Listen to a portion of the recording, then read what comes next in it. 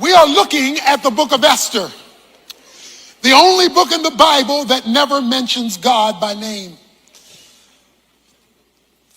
And yet, his fingerprints are all over it, as we've already seen. Esther has discovered that she's been placed in her position for a spiritual reason, not merely for personal benefit.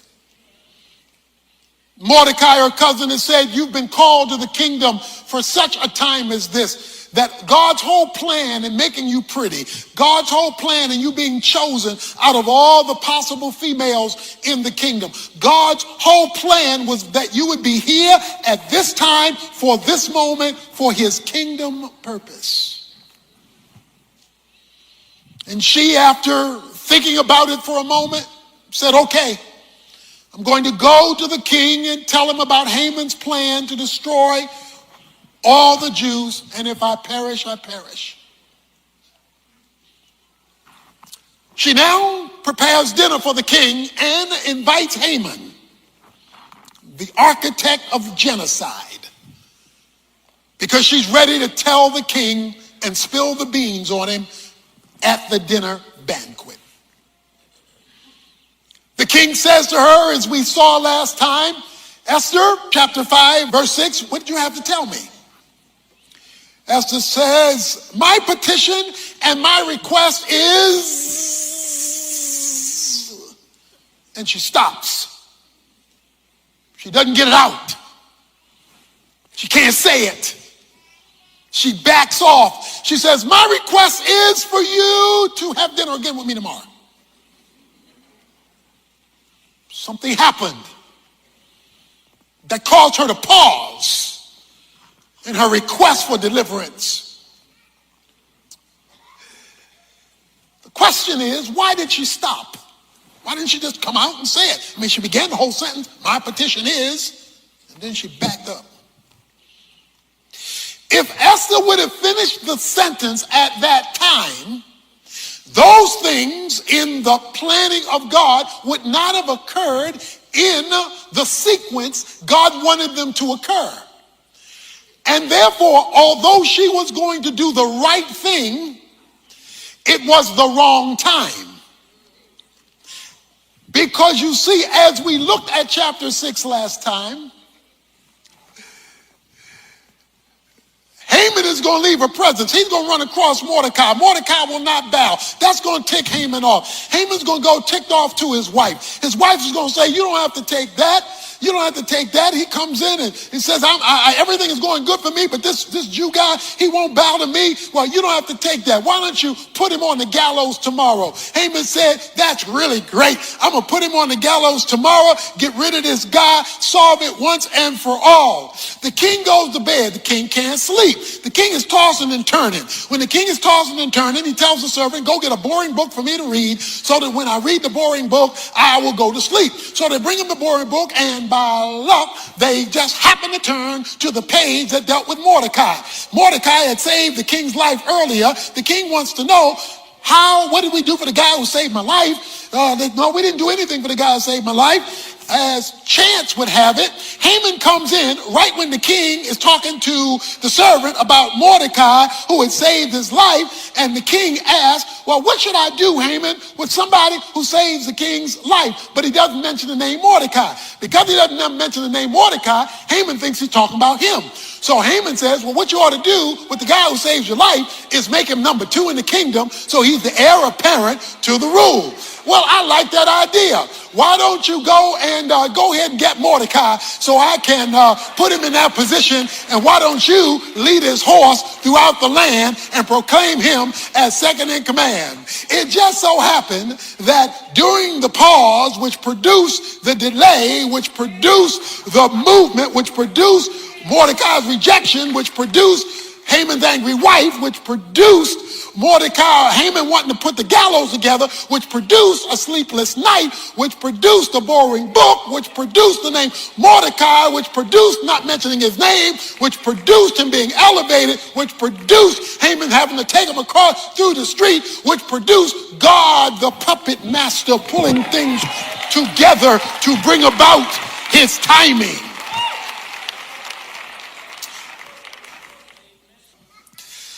He goes home at the end of chapter 6 after leading Mordecai through the street.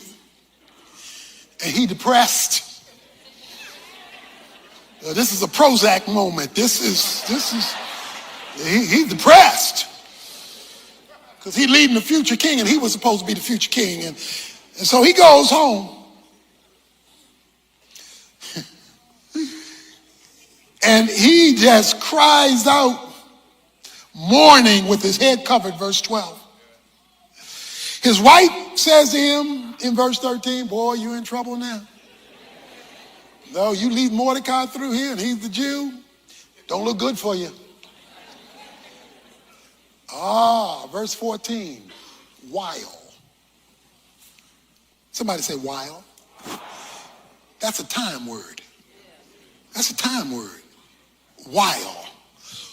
While his wife telling him it don't look good. While he's crying with his head covered because it don't look good. While they were still talking with him, the king's eunuchs arrived and hastily brought Haman to the banquet which Esther had prepared. Now this is the second banquet. Esther had prepared a second banquet because God blocked her from doing the first banquet. While his wife was telling him it doesn't look good and he's mourning, the eunuch comes in and says, come on, you got to hurry up. It's time for the banquet.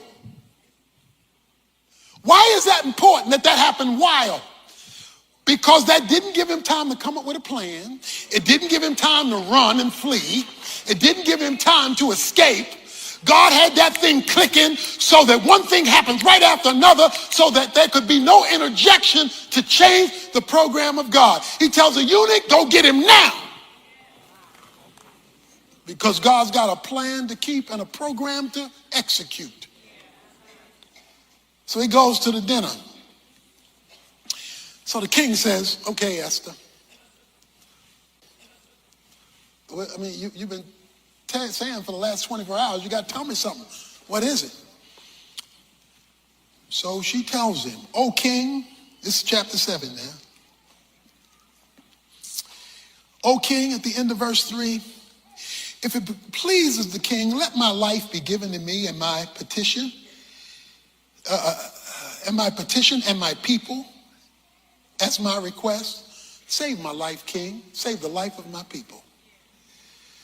For we have been sold, I and my people, to be destroyed, killed, and annihilated. If they were going to sell me as slaves, I would have lived with that. But no, they want to kill me. So the king asked the queen, who is he? They want to kill my wife and kill my wife's people. Who are you talking about? And not only who is he, verse 5, but where is he? Well, who is he and where is he? Guess who's coming to dinner? Who is he? Where is he? Who would presume to do thus? Who are you talking about? Here it is, verse 6, chapter 7. Esther said, a foe and an enemy is this wicked Haman. Then Haman became terrified before the king and queen. That'll shake you up. She says, this man who I invited to dinner wants to kill me, your wife, kill my people. Okay. Rewind.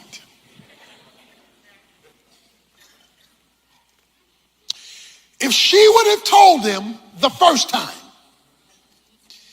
when he wasn't mad at Haman, when he wasn't mad at Mordecai, when he had built the gallows for Mordecai, when Mordecai had not been elevated to be the second in command in the future, the king would have had a totally different mood about the situation. Because now Mordecai's relationship to the king has changed.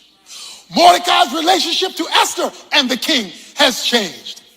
Everything has been reconvened and redone to fulfill the timing purposes of God. And he's not finished yet. She says, Haman, that's who wants to get rid of me. Oh, the king is hot, verse 7. He's ticked off. Says with anger, he went into the palace garden. Now watch this. Verse 8 says, Haman was falling on the couch where Esther was. He's falling on the couch, verse 7 says, begging for his life. So the king is hot. The king walks out. King doesn't even know what to say now. He's so mad that Haman planned to do this. Esther is laying on the couch, reclining on the couch. Ain't too proud to beg, you remember that? He pleading for his life. He goes over Esther and falls on her and says, please, Esther, please, don't let him kill me, don't let him kill me. It says, now when the king returned from the garden, oh, you get the picture, into the place where they were drinking wine, Haman was falling on the couch where Esther was. Then the king said, now he already hot. Then the king said, will you even assault the queen with me in the house? Oh, you got to be kidding me. Wait a minute. You already told me you want to kill my wife. Now you all up on her. No, no, you didn't. You gonna assault my wife with me in the house? Now, that's not what he was doing. He was begging for his life, the scripture says, okay? God is so particular, he will create impressions. God is so nuanced that he will make something look like it's not really that in order to accomplish his purpose, because the king comes in just in time. Oh, but he's not finished yet. Because after the king comes in and sees what he's doing, then verse 9, then is a time word. You got while, you got now, you got then. Then Harbonah, one of the eunuchs who was before the king, said, behold, indeed, the gallows standing at Haman's house, 50 cubits high, which Haman made for Mordecai, who spoke good on behalf of the king. And the king said, hang him on it. All right, so guess what? God delayed Esther from telling the king to give Haman time to get mad so that he would build a gallows for Mordecai in order that he might dig his own grave. God will let unbelievers express their anger against believers and use that very thing to destroy the unbeliever from destroying the believer, and it's all got to do with time. It's all got to do with God nuancing time. It says, so they hanged him on the gallows. Now I want you to notice something else about time. Verse 8. When the king comes in and see him, what he thinks is assaulting his wife, a nuance, really wasn't happening, but it looked that way. As the word went out of the king's mouth, why are you assaulting my wife? They covered Haman's face. While the words were coming out of the king's mouth, they come, see, you gotta read every word of the Bible. While the word was coming out of the king's mouth, they covered his face. They didn't give him a chance to explain. Because this was a time of judgment. And so you're not even going to be given the chance to say you were begging. Soon as he finished the last word, boom, cover it up, take it out. Because when God moves suddenly against your enemies, when God moves suddenly on your behalf because you are sensitive to his will and his timing, he can move with lightning speed. So they hanged him on the gallows that was prepared for Mordecai, and the king's anger subsided. The problem is there's a law out there that says all the Jews are to be exterminated. The laws of the Medes and the Persians meant it was a law you could not change. It was a fixed law in the society of Medo-Persian Empire. God is a God of reversals. He can reverse things on a dime that appear to be irreversible. Let me show you some of the reversals in chapter 8. Reversal number 1. On that day, verse 1, King Ahasuerus gave the house of Haman, the enemy of the Jews, to Queen Esther. Okay, I'll call that economic reversal. All that Haman owned now belonged to Esther. You know, the scripture says the inheritance of the wicked is laid up for the righteous.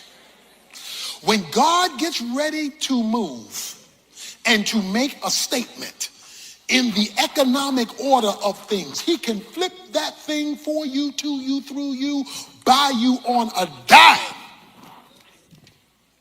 All that Haman owned, now Esther, is yours. We done switched because he was a rich man. He put up all that money to kill the Jews.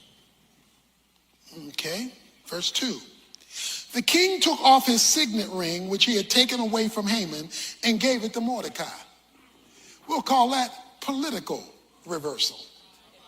You see, the signet ring was the ring of authority. It was the ring in chapter 3, verse 10. Then the king took his signet ring from his hand and gave it to Haman. The signet ring was the ring of authority where you could represent the king officially. He said, give that ring to Mordecai. Wait a minute, Mordecai was a dead man walking. Now he's second in command with the king's ring. That means he carried clout. That means he carried juice. That means he carried some authority with him. So God can change things on a dime. You think your boss has the final say. You think the powers that be have the final say. You think those unscrupulous co-workers who are plotting against you have the final say. You think because they have the name, have the money, have the position, they have the final say. They don't have a thing unless God gives it to them. And the God who gives it can take it away. The point is simply that, I keep telling y'all, you only have one source. If you ever get that in your head, if it ever burns into your skull, that nobody, I don't care who they are, has the final say so over a Christian living by the Spirit in the will of God. Nobody. Which means you never live a threatened life. I know things can be threatening, but you never live a threatened life as though they have the final say. Because they do not. So there was a political shift. Then coming off of that was a legal shift. She said, if it please the king, if I found favor in your sight, verse 7, if it seems proper, let it be written to revoke the letters devised by Haman. Haman had a letter, kill all the Jews. She said, king, do something about this letter, revoke it. The problem is the laws of the Medes and Persians were irrevocable. So what's the king to do?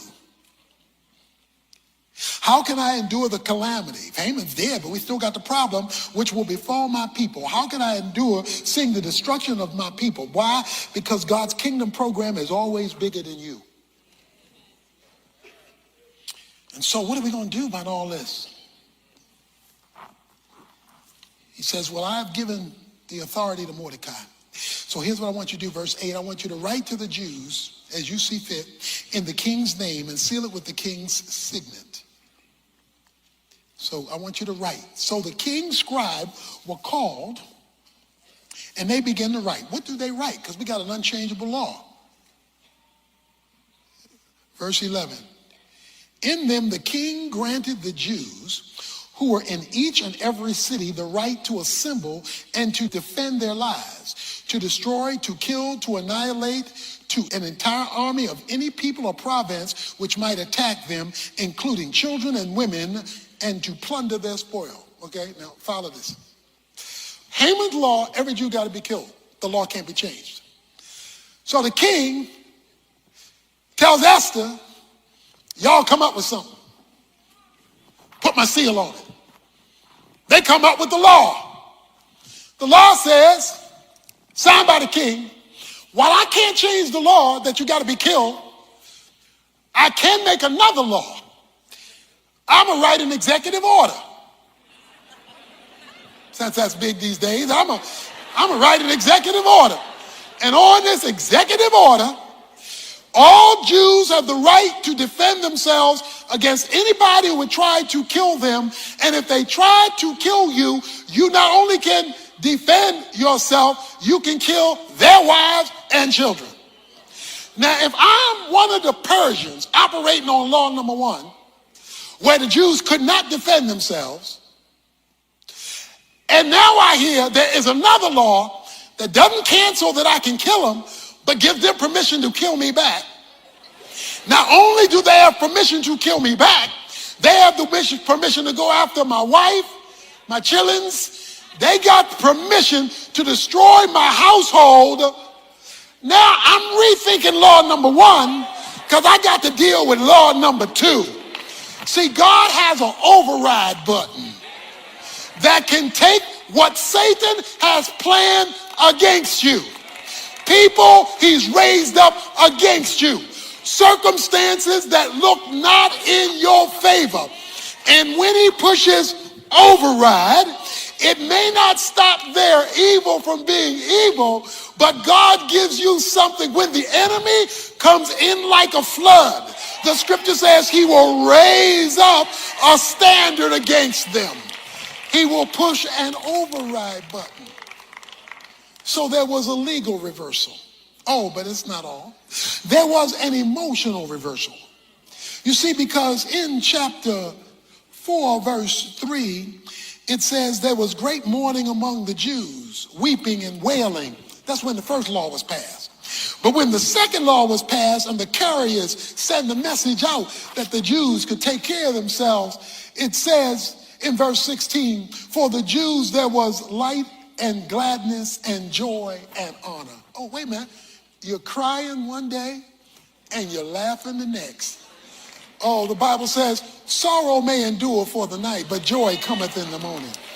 You may be crying today, but don't think that's how it's going to be when you wake up tomorrow. Not when God has jumped into the situation. God can wipe tears away.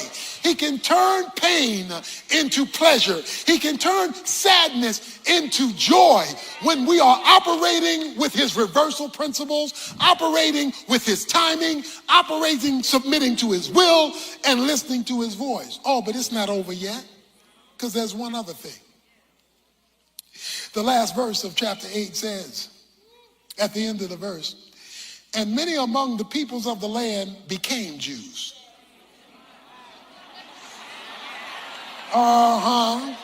And the dread of the Jews had fallen on them. Oh, I like this, I like this, I like this. That's like saying many sinners got saved. Many non-Christians became Christians. In other words, when they saw what God was doing for his people, they said, we want some of that.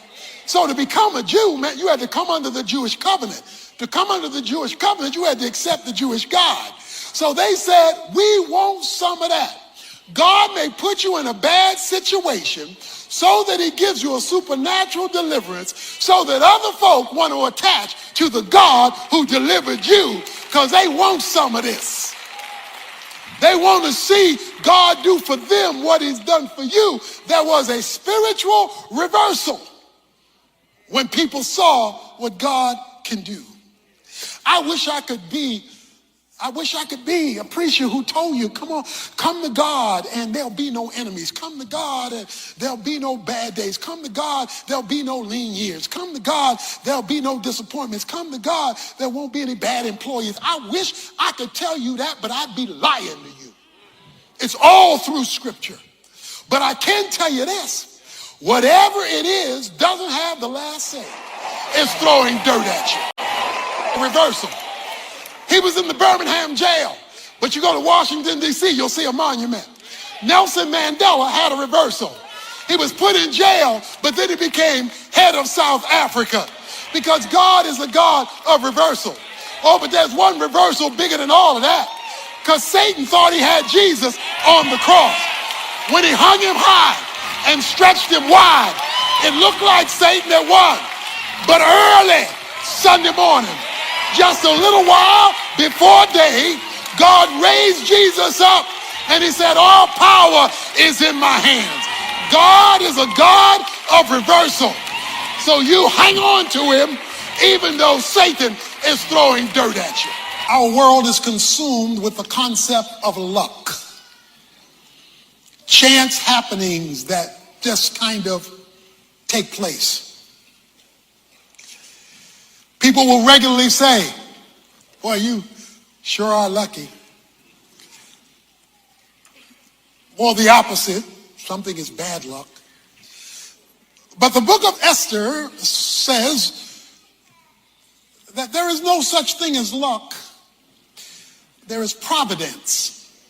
God causing or allowing things and events to work toward his purposes.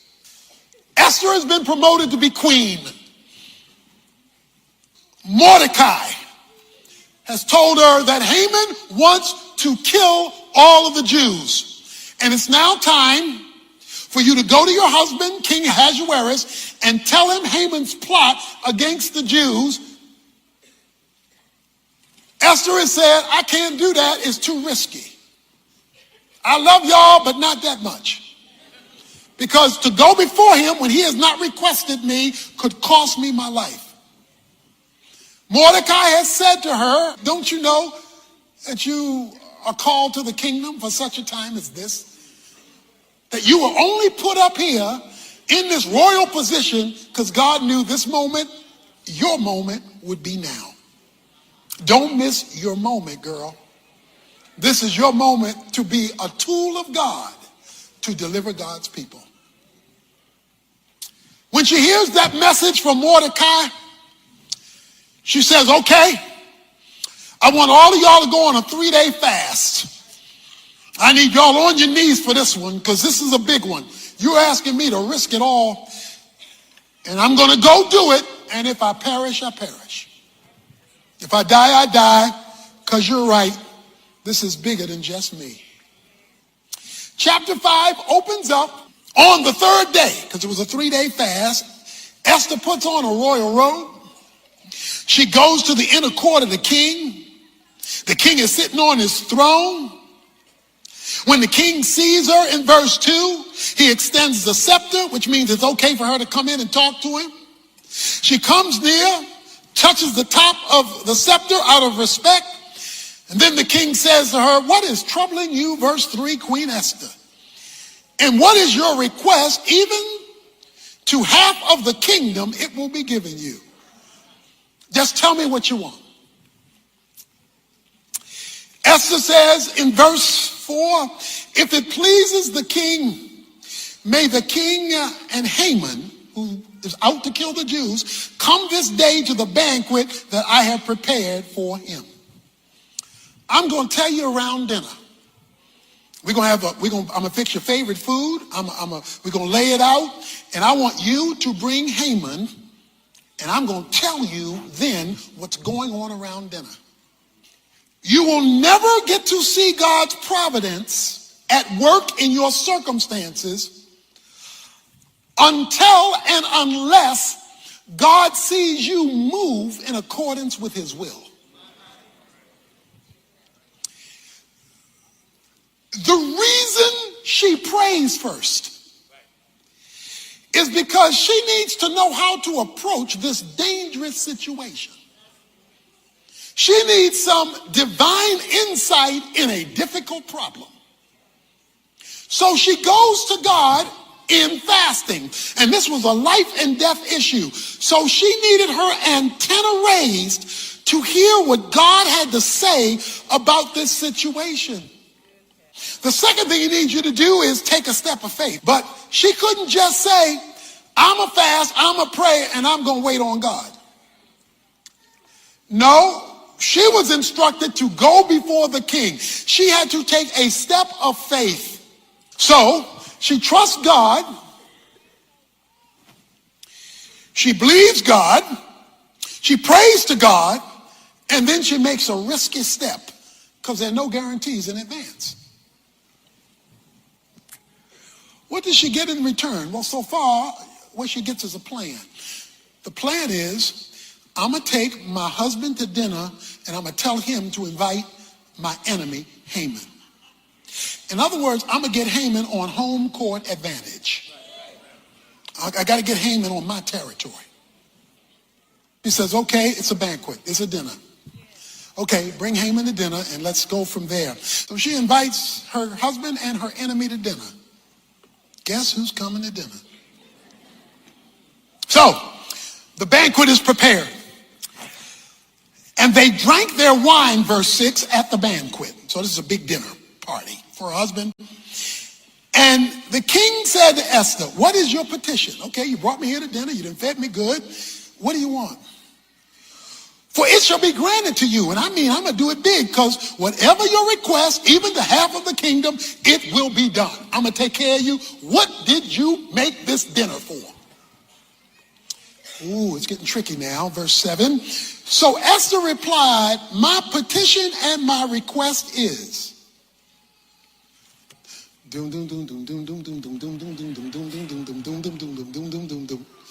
My petition and my request is, watch this, if I have found favor in the sight of the king, and if it pleases the king to grant my petition and do what I request, may the king and Haman come to the banquet which I have prepared for them tomorrow. Say, what? The man just told you he's going to give you half the kingdom. What you want, girl? She says, king, my request is, can we have dinner tomorrow? Wait a minute. She made the dinner to make her request to save the people from the genocide of Haman. She's got them both sitting there. Dinner is fine. They've been doing their drinking. Everybody's ready to go. He's offered her the kingdom. What do you want? And she says, what I want is for you to come to dinner tomorrow.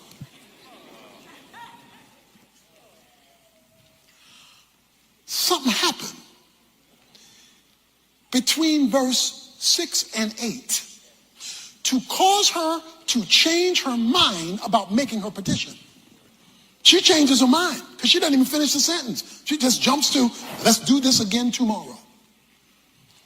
So I know your question is, what changed her mind? She pauses and says, come back tomorrow. Something is happening here. Well, Haman is now smelling himself. Because Haman went out, verse 9, glad and pleased of heart.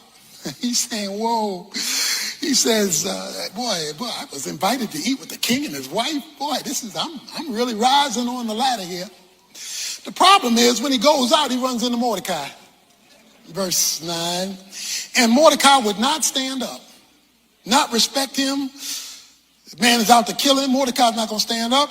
Haman was filled with anger against Mordecai. So he already doesn't like him. Man, really ticked off because I didn't come from this party with the king, with the queen. I'm standing before you and you don't recognize who I am. And they just invited me to be with them. You don't know who I am. So he is ticked off, but he controls himself. Verse 10, he doesn't let it. He goes home and tells his wife. He says, wife, Zeresh. He says, let me tell you about my day. I am the man. I am the man. Look, I'm rich. We got these 10 sons. He says, verse 11, and the king magnified me and promoted me, and I'm above all the servants. And then guess what, baby? Verse 12, Esther, the queen, had me, no one but me come to be with the king to eat dinner. Oh, yeah, I'm boss. I'm the boss man, girl. I am on it. This is my day. But there is one problem. All this doesn't matter to me because this Mordecai, the Jew, sitting at the king's gate. And I can't stand it. I can't take it any longer. So his wife says, look, we got to get rid of Mordecai. You build the gallows, and we're going to kill him tomorrow. We're going to kill him. During that night, chapter 6, verse 1, the king could not sleep. This is just not a regular night. This is on a particular night. Insomnia sets in. And so the king needs help to go to sleep. So according to verse number 1, he tells his servant, go get me something boring to read. God is so detailed in his coincidences. He leads the servants to the right book. And he makes them read the right page. And on the page that they read, it was found written, verse 2, what Mordecai had reported concerning Bigthana and Teresh, two of the king's eunuchs who were doorkeepers, that they had sought to lay hands on King Ahasuerus. That goes all the way back to chapter 2 when Mordecai uncovered an assassination plot against the king, and it just happened to be written in the book, in the Chronicles, on the page from the book that he had them read that night, not a night, that night he could not sleep. Okay, I know it's just luck. I know it's just chance. I know it's just something that just kind of happened. I got that. So he's reading the book because of his insomnia. And it just happens that when they hit Mordecai, King said, whoa. You've been reading all these names and all these events, but this guy Mordecai, he saved my life, right? Yeah, King. Well, tell me, verse 3, how did we honor him? How did we tell him we appreciate him for saving the king's life? Servant said, we didn't do anything for him. What? You see, God's providence is tied to time. Even though the time may go over years. Because this is years. Even though you thought something should happen 5 years ago or 8 years ago, but God is doing more than just you. He's doing a series of things at the same time because his kingdom is bigger than just you. You are not the kingdom. You are a representative in the kingdom to be used by the kingdom for the kingdom, but you're not the only one in the kingdom. And so timing becomes everything. And so now we find ourselves when on the day, because night is now past, on the day Mordecai is supposed to die, he's reading a book with Mordecai's name in it just because he can't sleep on that night. Okay, watch this. The king asked in verse 4, I hear somebody outside. Who's outside in the court? It's early in the morning. Who would be up this early out there? Who's there? Who's in the court? He asked in verse 4. Now Haman had just entered the outer court of the king's palace in order to speak to the king about hanging Mordecai on the gallows which he had prepared for him.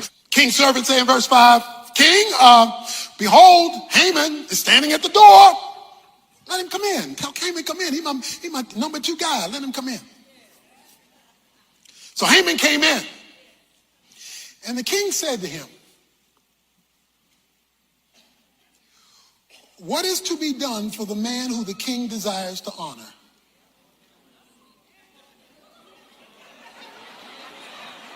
Dum dum dum dum dum dum dum dum dum dum dum dum dum dum dum.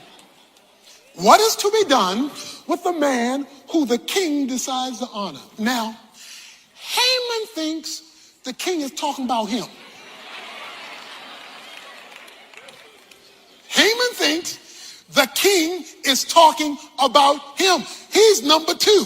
He's the number 2 guy in the land. We learned that early in the book. So the king says he wants to honor somebody. So Haman, because he's smelling himself. King want to honor me. Okay. Let me go for the gusto. You want to honor somebody, O king? Let me tell you what you should do. Here's what you should do, O king. Bring out the royal robe. Let him wear the king's robe, which the king has worn.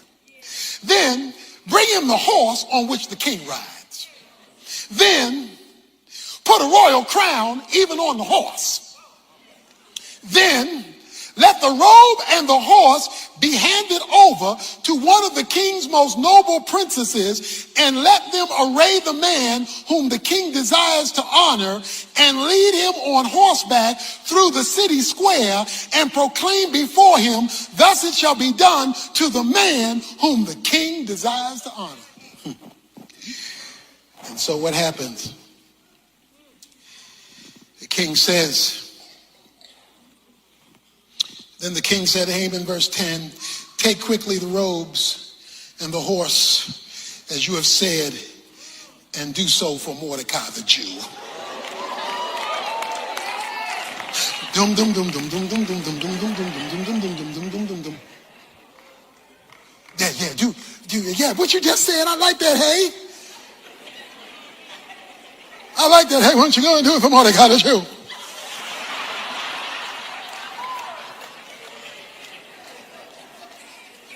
My Bernie Mac invitation, not that invitation.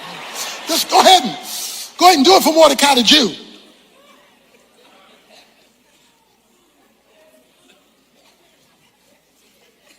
Listen to me, seriously. God is the God of intersections. He connects things that don't look connectable when it's that night.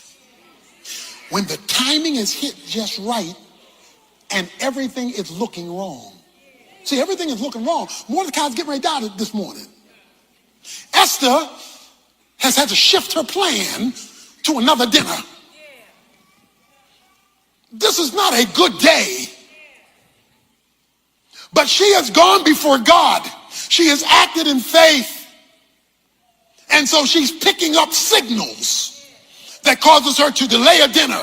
She's picking up signals.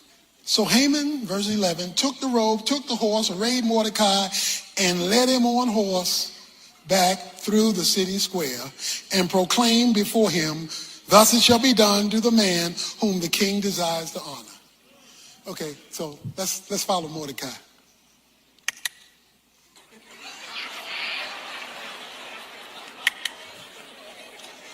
This is a man the king want to honor.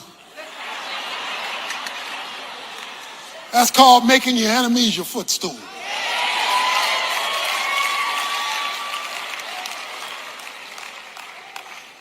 Then Mordecai returned to the king's gate, but Haman hurried home mourning with his head covered. Told his wife Zeresh, this is what happened today. This whole thing is reversed. His wife Jared says, well, yeah, it looks bad for you, boy. She says, because you've fallen before this Jewish man. Okay. Why am I telling you that? Because I'm telling you the providence of God can even address racism. Okay, don't miss me. The providence of God, because we got racism. He wants to genocide all of the Jews because they are Jewish. It was religion, but it was racism. They were Jewish. The providence of God can handle racism. It was the providence of God in 1955 when a woman named Rosa Parks happened to be on the bus, happened to have a man talk to her. She happened to not be willing to get up, which led to a civil rights movement, which changed the laws of the land.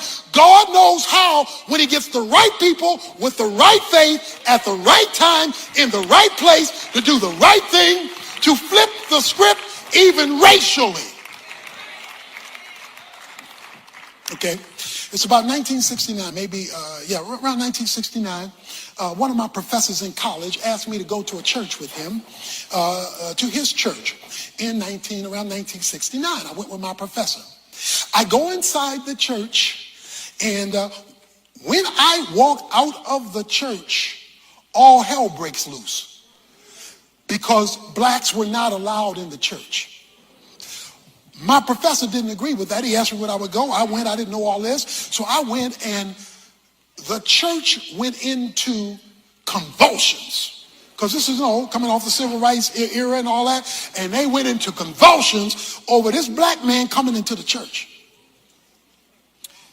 So they had a meeting about what the church's official position was going to be, and there was a split among the leaders and among the congregation. On the Sunday that I went, they had a guest preacher who was candidating to be their new pastor. I didn't know who was going to be preaching, but he was candidating to be their new pastor. He preached. They had all planned to bring him in. He found out their position in light of me going to the church. He wrote the church and says, I cannot pastor a racist church. So he said, I'm not coming to this church. That split the church even more. From that day forward, the church began to go downhill, downhill, downhill, downhill, downhill, until it became a glorified Bible study. 5 years ago, I get a phone call from the chairman of the deacon board. He says, our church has never recovered from that day you came with the professor. And we recognize the reason God has not answered our prayers, the reason God has not rebuilt our church, is because of the racism that we did to you way back in 1969. So I have been asked on behalf of the deacons to call you to apologize to you for the racism we did to you back in 1969. And I have calling you, and I'm humbly requesting, would you come preach? Because God knows the right time to turn a situation around. I'm trying to tell you, you don't know who you're dealing, who you're dealing, who you're dealing, who you're dealing, who you're dealing, who you're dealing.